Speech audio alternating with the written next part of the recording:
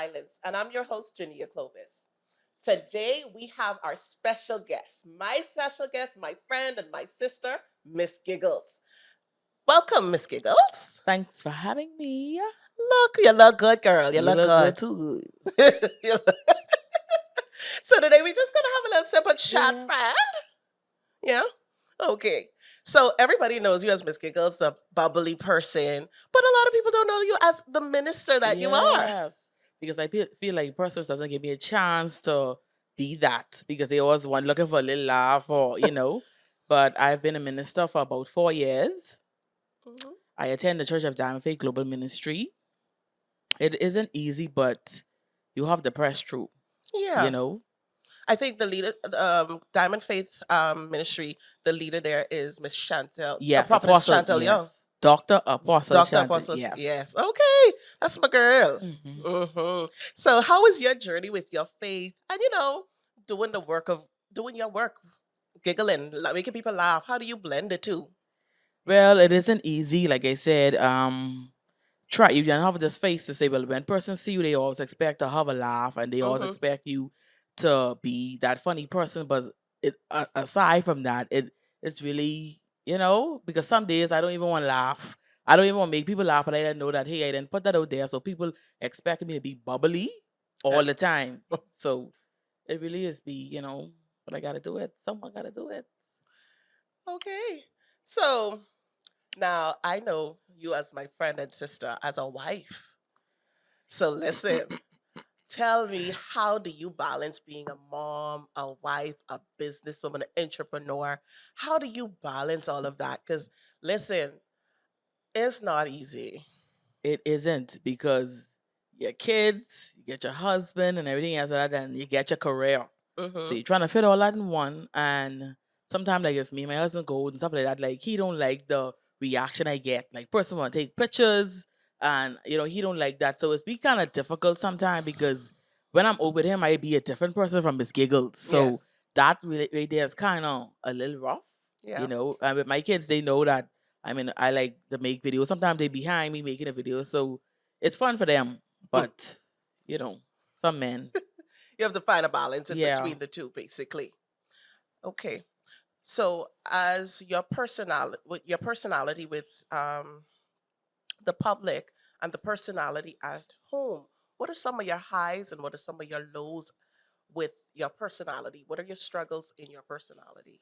Well, I want to say sometimes I do a little pretending on the internet because when you have a call of God on your life and people know you as being funny, I feel as if you gotta always be that way. And then at home must be a little difficult because despite of whatever I'm dealing with, sometimes like I'll go back and look at my videos and need a little laugh for myself. Hmm. So it really, just trying to do what I have to do.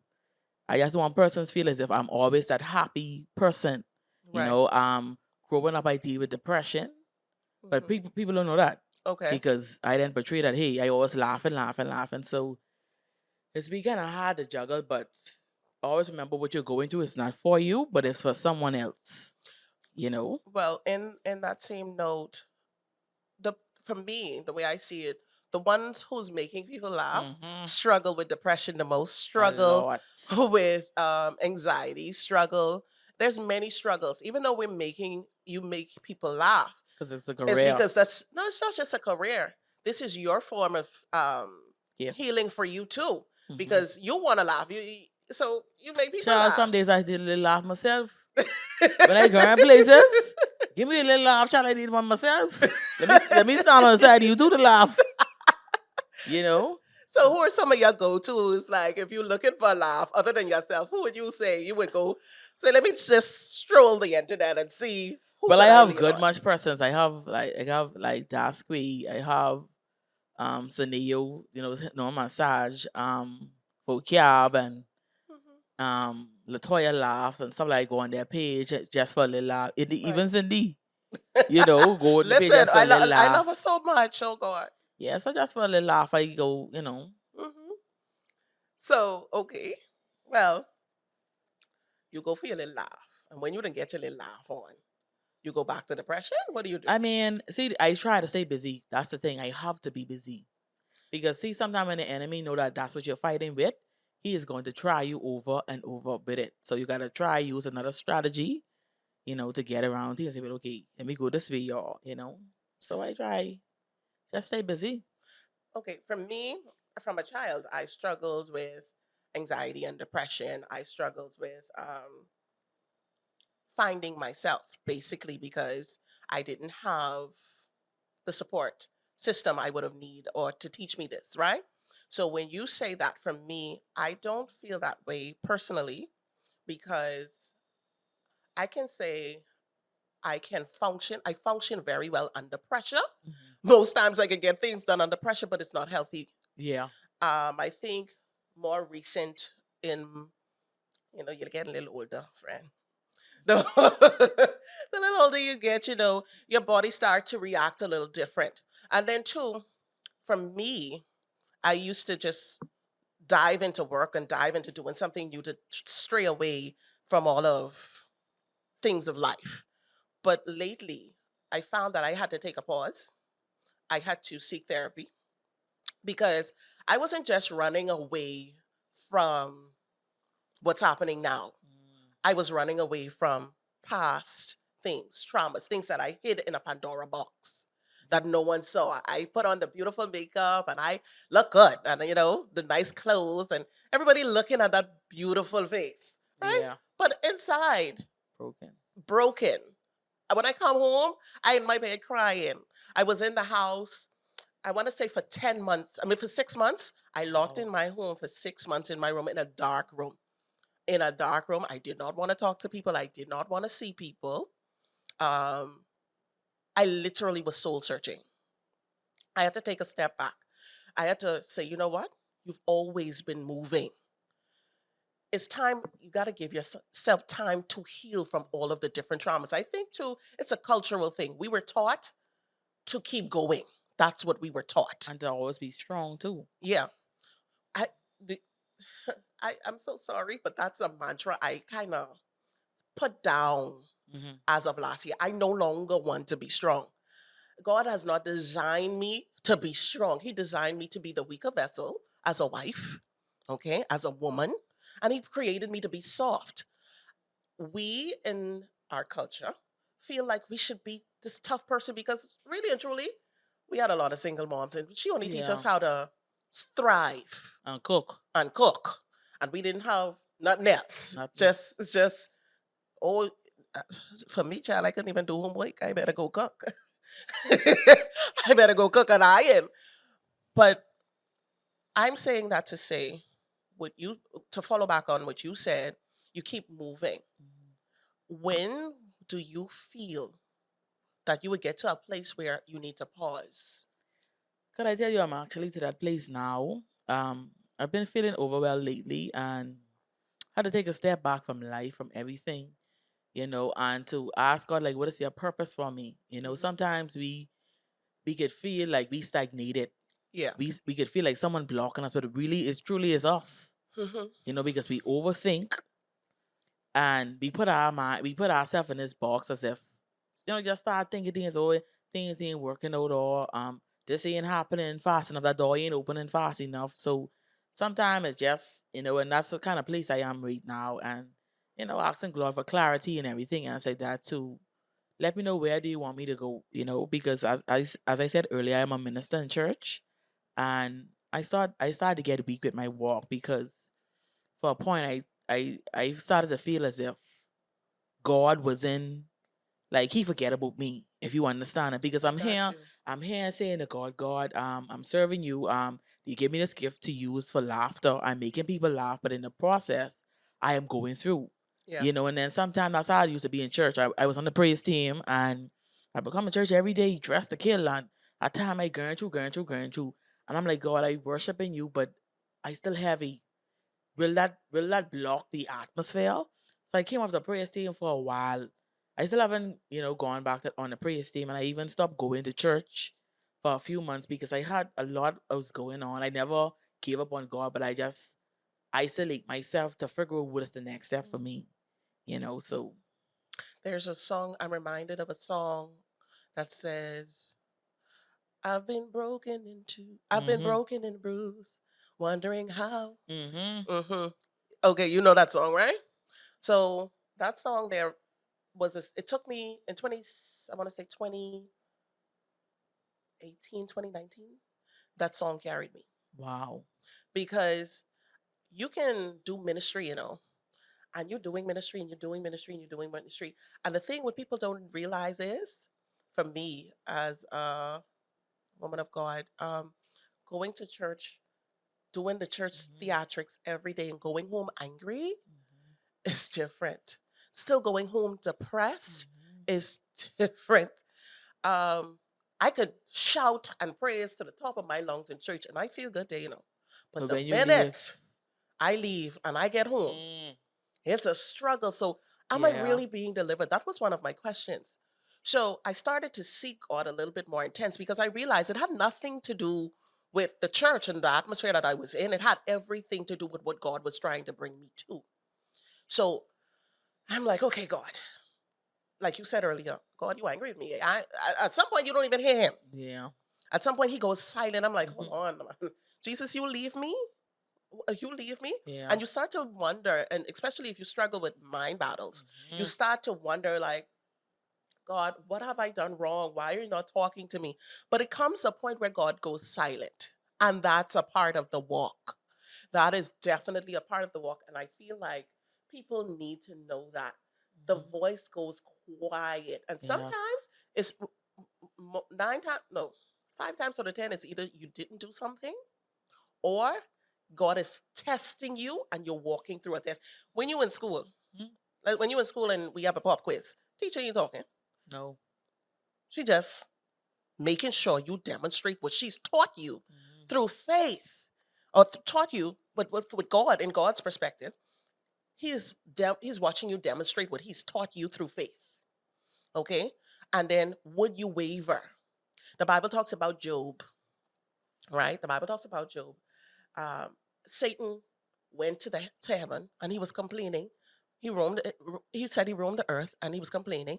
And God looked at him and said, have you tried my servant Job? You can do anything to Job but Mm. kill him. I am pretty sure Job thought, okay, boy, God gotta leave Yeah. me. Because even his wife tell him like that Yes. cuss God and Yes. die. And I at some point, scriptures are so real because at Mm-hmm. some point I was to that place. I was to my breaking point there. Have you experienced that as well in your Christian walk? Yes. And how did you deal with that? But I'm still dealing with it because I try to block out a lot of things. You know, I try to say, "Hey God, I leave it in your hand," but then I still pick it back up. I say, "God, just let me put this on the table, just for you to deal with." And when I look around, I see God taking too long to deal with it. I say, "Let me pick this up. I guess I supposed to deal with it."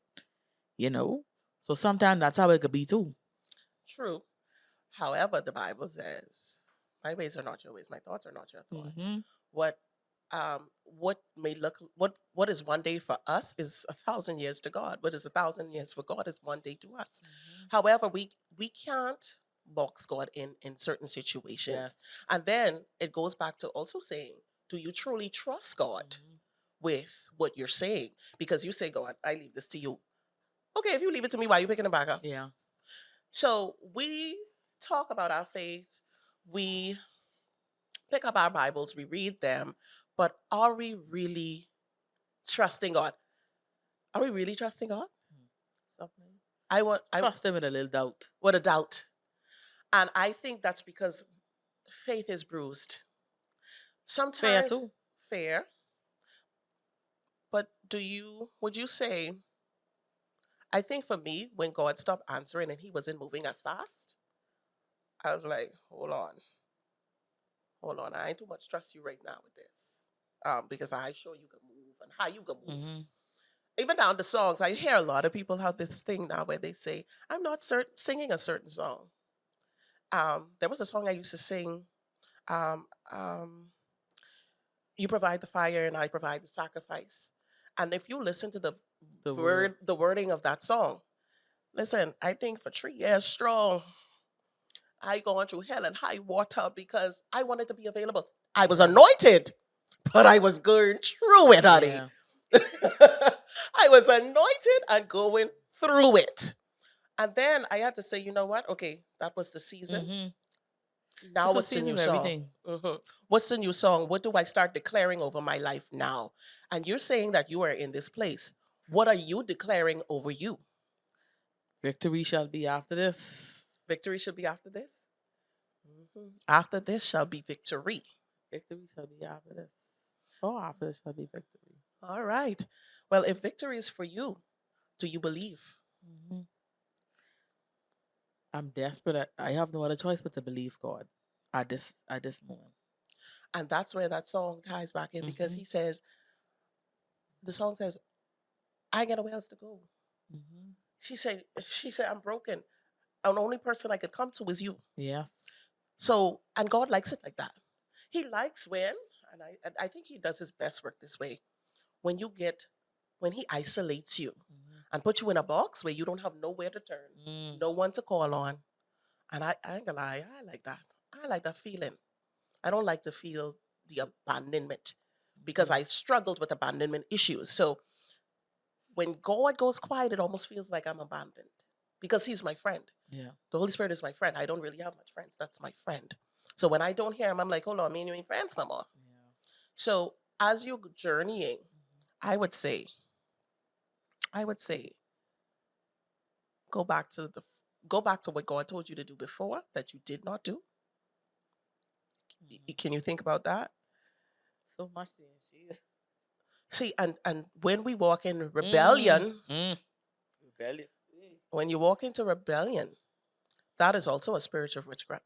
I mean, a spirit of witchcraft. Yes. So we got to be so careful Mm-hmm. when we get backed into a wall and then we looking at God sideways and forgot that he told us to do something in 2020 or 2018 and 2015 and 1980 and we ain't do it. Mm-hmm. So he goes quiet because, hold on, I didn't tell you this, you ain't do this one yet. So what am I missing? Yeah. What am I missing? Be quiet. No, just thinking about what you said, that's true. Thinking about trying to figure out God, what did you tell me to do what I ain't do? So much. Or maybe, maybe it's not that. Maybe you just need to walk in faith Mm-hmm. and follow the path that he has Faith. for you. Mm. So, what are some of your highs and lows in your journey with Miss Giggles, the character? Like I said earlier, I just need persons to understand that I'm not going to always be Miss Giggles every time they see me, I go through things too, and what does cheer me up is when a person be like, oh, I love your videos, I love that. But then sometimes a lot of people just come aggressive. They be like, whoa, give me one joke. At this present time, I be like, Lord, but I see. And then sometimes when I do go to functions and I'm not the MC, Mm-hmm. I come to enjoy myself. And I feel like that's an insult to me. Like if you already have an MC and then you want me come on the mic, that's really insulting for me because that means you ain't like who you book. So sometimes I just want to come and relax. Let me sit down. Let me get a good laugh with someone else. So that is I just don't like that. I see. They want you to MC all the time. You know. But that's a part of the call. I know. You know, as a minister, I believe everybody don't have to be on the pulpit. Have you ever thought of using your platform to really create ministry? Because maybe you haven't found the complete purpose. Could I tell you? I was thinking of it, but where I already put myself out there as this comedian, A like if creative. yeah, the creative, like if I come up with open up my platform for another type of like ministry, like I be fearful of like persons saying take me serious because I then come out there out the gate and giggles laughing, laughing, laughing. So if I come and I give someone a word or I say God say this or whatever, they be like, you always laughing, I can't take you serious. So like I say, I want to do that, and especially when it comes to, I really feel as if God have a calling in my life for marriages. Okay. You know, young women getting into marriage, and there's so much things that they have to know, generational curses upon generational curses, and like is a lot. So that's really what I wanted to open my platform about marriages too, and dealing with young women who dealing with a lot of trauma, depression, um, all sorts of stuff. You know, I just waiting on God to give me the okay so I could go forward with it. You know. I believe that one, your platform can be diverse in any way. We may know you as Miss Giggles, the creative, but we also know that you are a woman of God. You always talk about God. Mhm. Your content is very clean, and it's very clear that this is who you're serving, even in your creativeness. You know, you don't. I don't. For me, I see you as very integral with your religion. Okay. So your platform can be very diverse. And I think that's something that you should actually look into. Mhm. However, I do feel that in stages, Mhm. do things in stages. And I do believe that as long as you would allow God Yeah. to move and allow God to tell you when, because everything ain't for right now. Mhm. Some things you have to heal from Mhm. to then give to the world. Yeah. Miles Monroe says something that stuck with me from I was a child, very young, when I used to go there. He said one time, and it's on a video too right now. He said, "Give what you have for free, and after a while, people will start to pay you for it." So if you feel like your gift is not just Miss Giggles, the personality, but you have your ministry for married women, and because trust me, we out here we need a little guidance Sure, I need and a guidance little myself. different struggles. So the Ooh. best way to be a mentor is to overcome the struggles that you're first Yeah, dealing with, that's correct. so you can be able to assist. Clear, but also scriptural. Clear, but also scriptural. We have to remain in the biblical Mhm. formalities. Tell me about your kids. How do you interact with your kids on a day to day? Your baby is so beautiful. Thank you. That's a little me. I see that. she She always is cracking very jokes. smart, and she watches a lot what I do, and like commercials. Like when I do commercials, she memorize it, Mm-hmm. and like when I call her, she'll see it. You know, like I did a commercial for the insurance place, and she's be sitting in the chair, and she say, "But Jesus, Lord, when last I paid my insurance this month?" I'm like, "What?"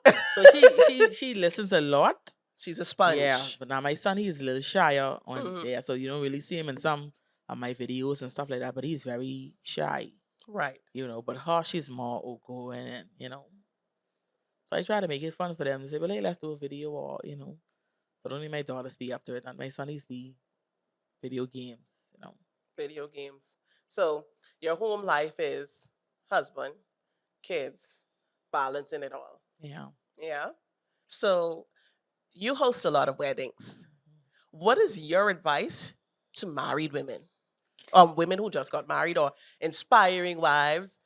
What are your advice to them? Listen, when I do weddings and stuff like that, even though I be encouraging them, I just need it. Because sometimes I telling the people do this and do that when I ready to give up. I already gave up, or despite of what I'm going through, but I'll tell them always put God in the middle and in the center. Because there could be a little laughter, but it's always truth. Mm-hmm. Because a lot of persons are getting married for the wrong reasons. Okay. The Bible says, how could two walk together unless they agree? And from my experience and what I've been dealing with the ministry, like I said, why I want to work with marriages, it's because I've been through a lot in my marriage. And So 1 minute. How long? Hold that thought. How long have you been married? well, almost 10 years, So you have a lot of experience. a lot. And I always encourage them to keep family out of your business, because I want to say that I wouldn't want to say family is the cause of my marriage, but a lot of persons that don't want what you and your husband goes through, that between y'all two. But see, when one person take the conversation out of the marriage and carry it somewhere else, then it causes a chaos and it causes persons to feel some type of way with that person because you then go on and make that person look bad. So I will tell persons keep people out of your business. I stress that every time you see me do a wedding, I say please keep people out of your business. But you have to remember, for me, the Bible talks about, marrying in your culture. The way a person, me and you, okay, me and my spouse, me and my now ex-husband, we we're from two different cultures. Let's start with that. I realize there is a thing where mothers, and they have a lot of holds, especially single mothers. They have a strong hold on their sons and their children at a large period. And like you said, I strongly believe they need to take a step back out of marriages. I think family should match, and I think everybody. I think I've been two pastors to say this literally at the altar. Stay out these people business. Forsaking all Others, others. and that's where I wanted to go, because I feel like even if family get in your business, it's us against everybody else, and not everybody else, and you against we against one another. It's not that way. It's not. Sometimes it do have a hole in on it because the thing about it is when you get into a marriage, a lot of persons said that you're not marrying the family, you're marrying that person. Right. But sometimes that ain't like the way it is all the time. No. And you also speak about mamas and stuff, but my husband, his mom passed at a young age. He was 13. So he didn't know how to show. So he didn't know how to show that love. Right. And not only that, where he was so focused on trying to be a better parent to his children, he forsake me. You're right. And it was, like I said, I learned from it because I understand that things happen. You understand? He's an excellent father. He's an excellent person. But sometimes you allow the family to really get in it, and what blows it up to cause it to really, I don't want to solely, I want to take a step back. I don't want to solely put everything on just the family. We have to, as adults, we have to take accountability. Yes. We definitely have to take accountability because we know right from wrong. We know this ain't right and we know this wrong. So if you allow that, it's because you wanted that way out. You wanted this to happen. I want to use me as an example. I always use me as an example. I remember going to Cuba with my ex-husband, my now ex-husband, and the translator walked in, and I was having issues at home with his family because we were all in one yard, right? And I started to get heavy anxiety because these people were literally attacking me here and there. And so I said, you know what? I said, I'm going to do everything that I can do as a wife, as a woman of God, because I don't believe in walking out of my marriage. I don't believe in divorces. I don't believe in these things. That's not what I stand for. Religious. However, I think my breaking point was in Cuba when my ex-husband said to our translator, that's my mother. I ain't never going against my mother for my wife. She's just my wife. I could get another wife. And that mentality is so strong. I said, okay, well, if you're not going to choose me, I'm going to choose me. However, God had a little spin to it because he got ill right after that. And I still had to do my wifely duties according to God's word.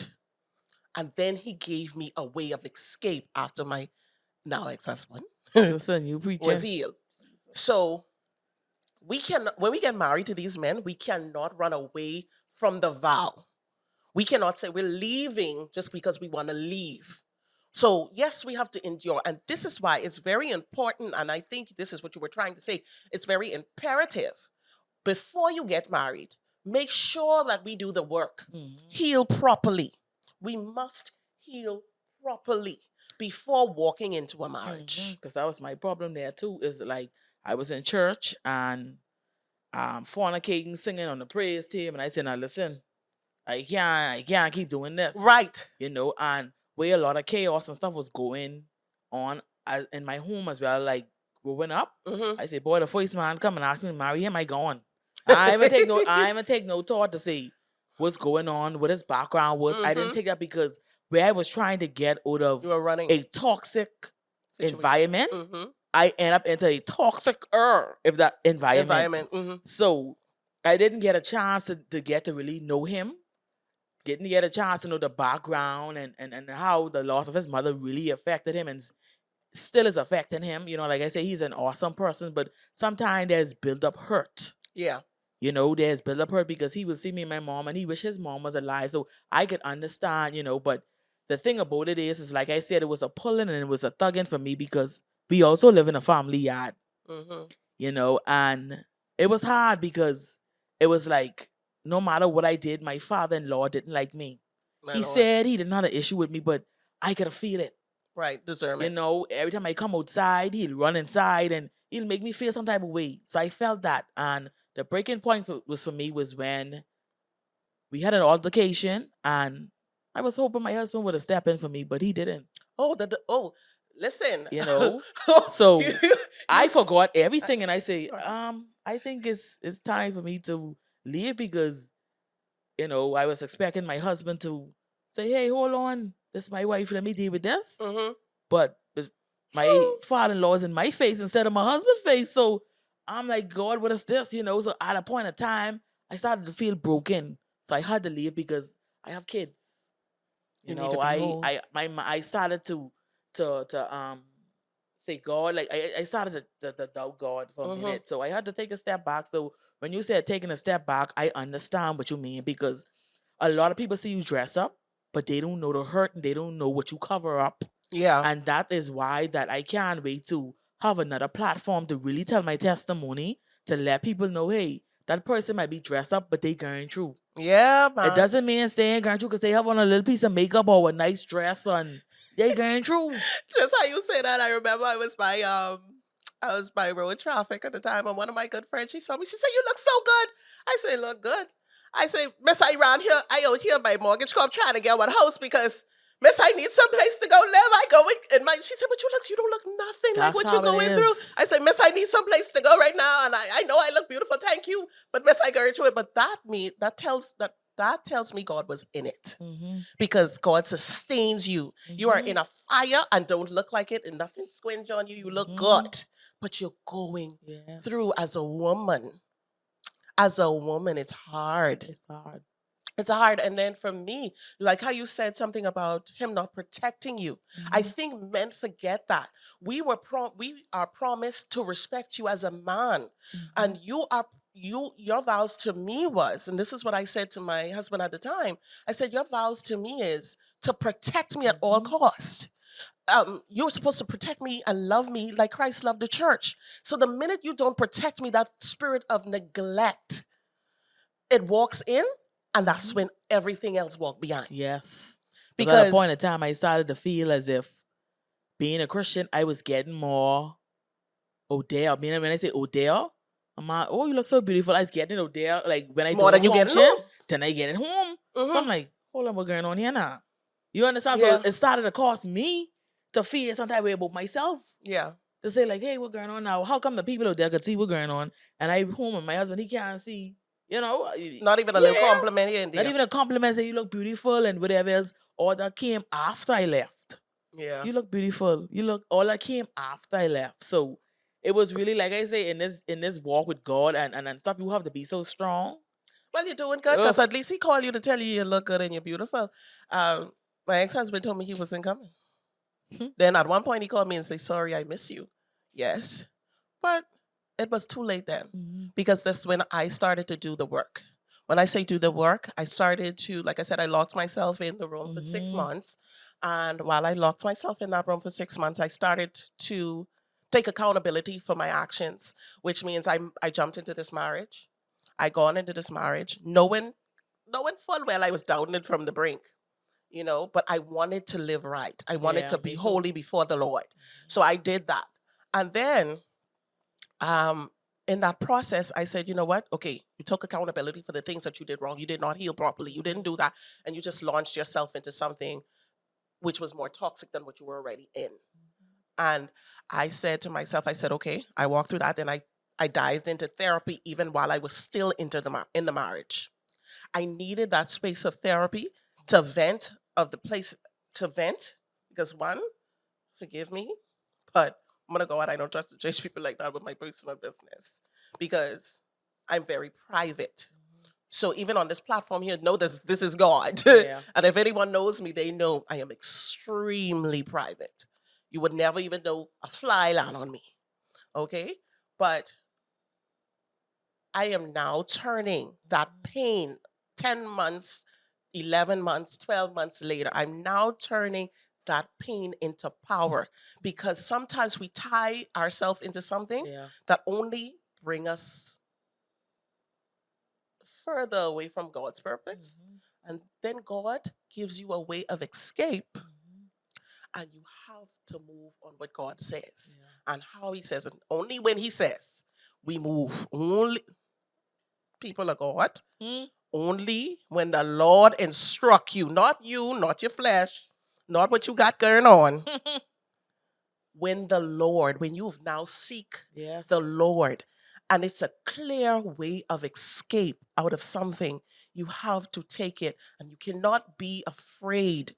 We cannot be afraid as a Christian people. We cannot be afraid of what people are going to say, how they're going to say it, how they're going to do it, how they're going to do it, how they're going to do it, and what and all of that good stuff. You know, the Christian people like to talk about when you're going. Oh, she's an intercessor in the marriage dissolved. Yeah. Listen, talk to God for you before you actually even walk into that marriage. Make sure it is of the Lord, because something called unequally yoked is very, very serious. And don't take it for a joke. Don't take it for a joke. That is scripture. And don't let no one pressure you and tell you, oh, this is your husband. Did the Lord tell you that's your husband? Because if you're in it and there's no grace for you, it Come will on. fail. You have to have Yeah. grace in that marriage for God to help you in that marriage. So, Miss Giggles, what would you tell anybody right now watching you going through it in marriage? How would you tell them? What would you tell them in the sense of, if there's ways to make it work, how would you tell them to make it work? And I'll tell them pray about it, because sometimes we could walk out the things that God is really helping us to get through for another situation. I'll tell them, like I say, pray about it. Because there were times when I stayed and I felt as if God was saying leave, right, but I still stayed. to save face. I stayed because I saying, hey, you're hosting functions and especially weddings, and you married, so that'll be a good MC to encourage a married couple. Right. So I still stayed over the years. I stayed, and the Holy Spirit said, okay, you stay in, I can deal with you. You understand? That He's sounds saying just you like stay in, I him. can deal with you. And reality checked in when it got physical. And I had to go to the hospital. Yeah. And I say, you know what? I say, God saying, this is radio. Yeah. This is here for me. So it was hard because I still, still going through it and everything else of that, and trusting that God will heal me. But like I say, when God already healed me, then I'll be able to, give a testimony in my platform and let people know. But like I say, pray about it. Pray and let you and your husband be on one accord, because if you're all two in on one accord, it's not going to work. Prayer. You understand? Make Me sure and you my have a husband prayer was in life. different directions because he was a Hebrew Israelite. The guy was be preaching on the side of the road. I was in church. I never used to miss a church every Sunday, and I started to get weak in God. And I said, God, is this what you have for me, and this what you want for me? Because I'm praying and I'm trusting, and I need you to do something for me. I feel like I'm going around in circles. 10 years come, still going around in your marriage, the same thing or whatever, until God had to step in. And now I'm letting him do what he have to do. So I want to encourage you all, pray. And even if you guys want to reach out to me and you need someone to talk and everything else, I'm right there. My number is 467-0062. One thing I love to do is encourage people and tell them, trust God, stay on the wall, stay praying. Tell them your name on your platforms. So my social media, my Facebook is Miss Priceless Woods. My TikTok is Miss Giggles. My Instagram is Miss Giggles. So you're feeling down, you're feeling depressed, you do it, and you need a person to pray for you. I am there. Not just to make you laugh, but to pray to encourage you, to listen to you. Because sometimes people just need somebody to listen to. And then some people just be fearful too because they scared that other people will know their business. You You better break away understand? from fear. So, that's all I got to say. Well, thank you so much, Miss Giggles, for coming in today. We Pleasure. appreciate your presence here today and hope to see you very soon on another season. Yes. I'm your host, Junia Clovis. Thank you for watching. Until next time, see you later.